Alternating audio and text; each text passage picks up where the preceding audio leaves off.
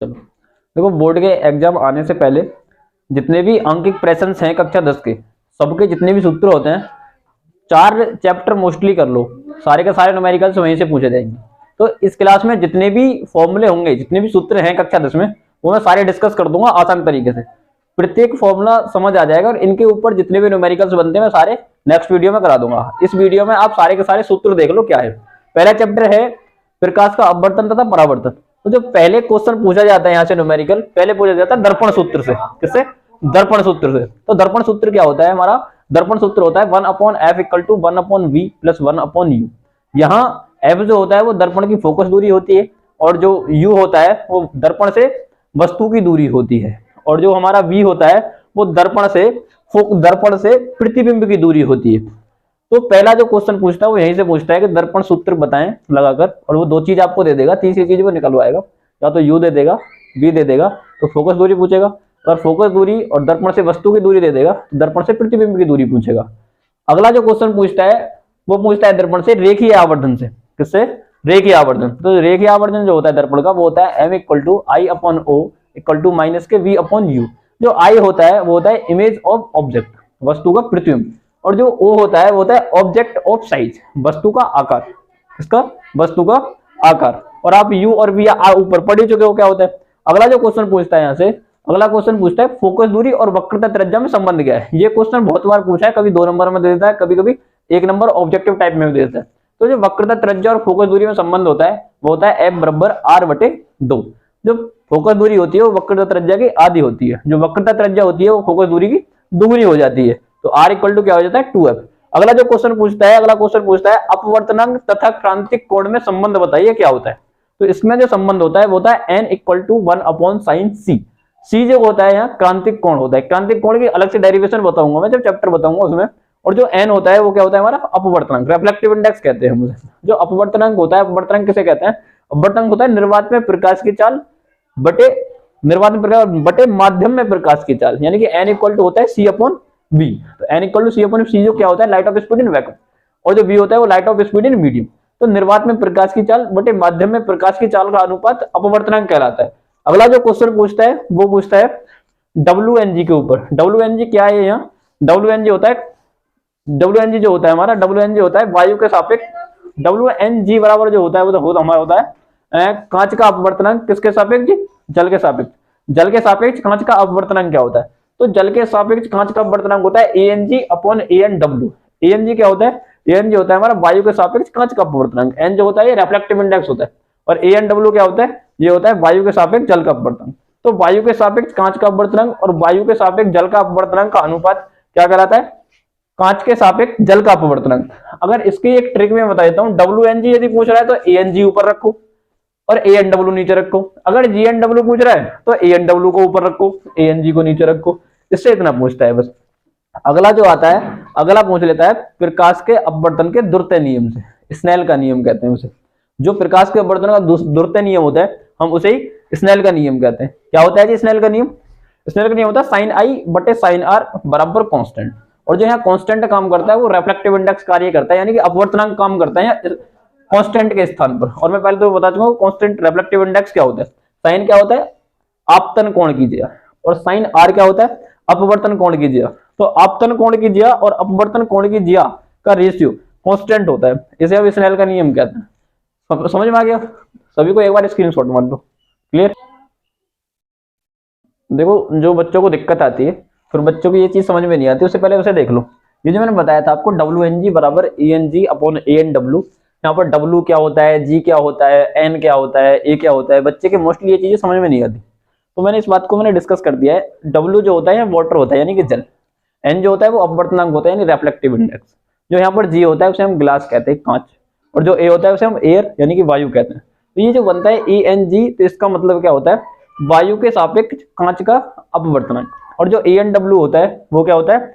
वायु के सापेक्ष जल का अपवर्तनांक। तो ये वायु के सापेक्ष जल का अपवर्तनांक, तो ये क्या हो गया? जल के सापेक्ष कांच का अपवर्तनांक। मोस्टली याद हो गया ऐसे। अब यहाँ पर जो अपवर्तनांक होता है, अपवर्तनांक कैसे कहते हैं मैंने यही बात बताई तुम्हें। तो क्या होता है अपवर्तनांक? N = होता है C/V। N क्या होता है? Reflective index. क्या होता है? C/C क्या होता है? निर्वात में प्रकाश की चाल। V क्या होता है? माध्यम में प्रकाश की चाल। तो निर्वात में प्रकाश की चाल और माध्यम में प्रकाश की चाल का रेशियो यानी अनुपात किसके बराबर होता है? अपवर्तनांक के। इस चैप्टर में इतने फॉर्मूले आएंगे, इससे अलावा कुछ नहीं आएगा। इससे अब अगला चैप्टर देखते हैं क्या है। अब देखो अगले चैप्टर के जितने भी अंक के लिए सूत्र हैं वो सब डिस्कस करते हैं। देखो सबसे पहले जो मानव नेत्र तथा रंग बिरंगे संसार में सबसे पहला जो क्वेश्चन पूछा जाता है वो लेंस से पूछा जाता है। हमको लेंस का सूत्र पता होना चाहिए। लेंस सूत्र क्या होता है? लेंस सूत्र होता है 1/f = 1/v - 1/u।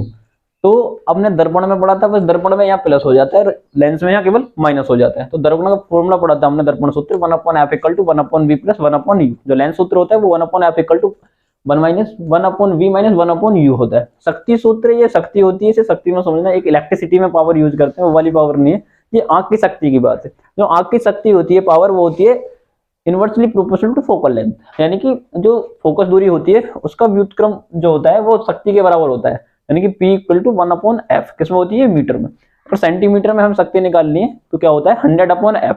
शक्ति की एक चीज समझ लो यहाँ से, जो शक्ति की यूनिट होती है, शक्ति का जो मात्रक होता है, शक्ति का मात्रक होता है डायोप्टर। क्या होता है?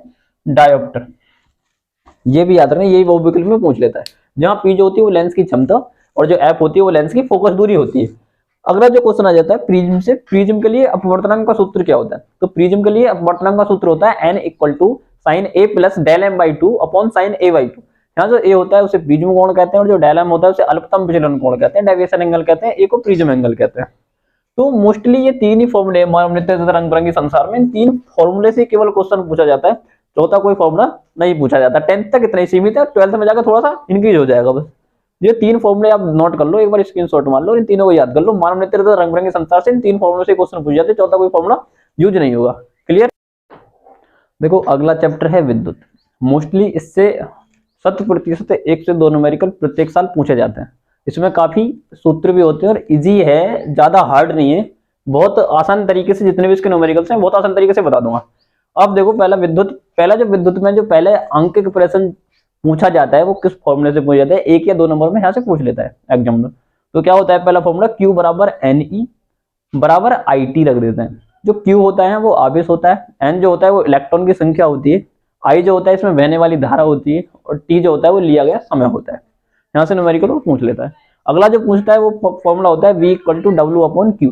यहाँ V जो होता है वैद्युत विभव, और W जो होता है वो होता है किया गया कार्य, और जो Q0 होता है वो होता है परीक्षण धनावेश। तो यहाँ से डेरिवेशन भी हम बना सकते हैं, वैद्युत विभव की हमें अगर डेरिवेशन बनानी है तो वो W/Q0 यानी कि किए गए कार्य और परीक्षण धनावेश के अनुपात को क्या कहते हैं?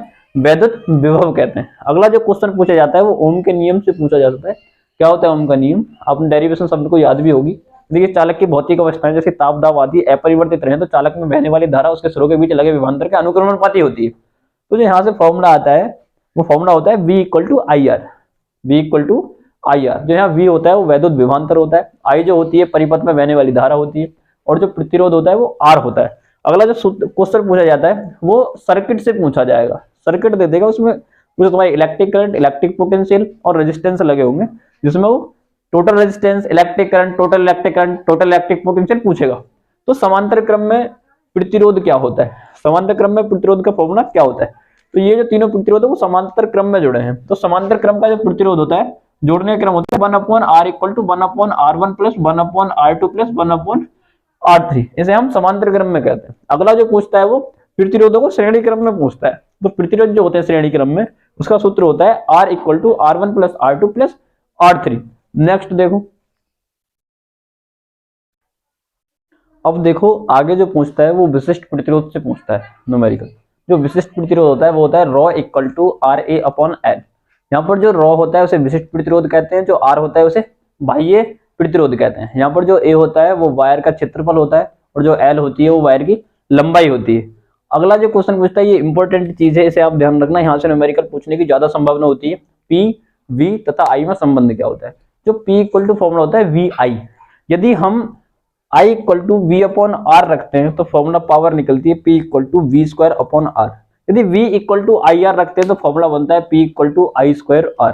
अगला एक चीज और देख लो, बस जो न्यूमेरिकल पूछता है इस चैप्टर से लास्ट, वो यूनिटों की संख्या। एक पंखा इतने वाट यूनिट लेता है, इतने दिन इतने घंटे चलता है, तो बताइए कितनी विद्युत ऊर्जा खर्च कर रहा है, तो कितनी यूनिट वो खा रहा है। तो जो यूनिटों की संख्या निकालते हैं वो यूनिटों की संख्या निकालने का सूत्र होता है वाट गुणा घंटा गुणा दिन बटे 1000। इसका स्क्रीनशॉट मान लो। इन 3 विद्युत वाले चैप्टर तक हो गया। ये सारे के सारे न्यूमेरिकल्स में जितने भी सूत्र हैं वो सब यही यूज होंगे, इसके अलावा कुछ नहीं होगा। अच्छे से नोट कर लो, स्क्रीनशॉट मान लो।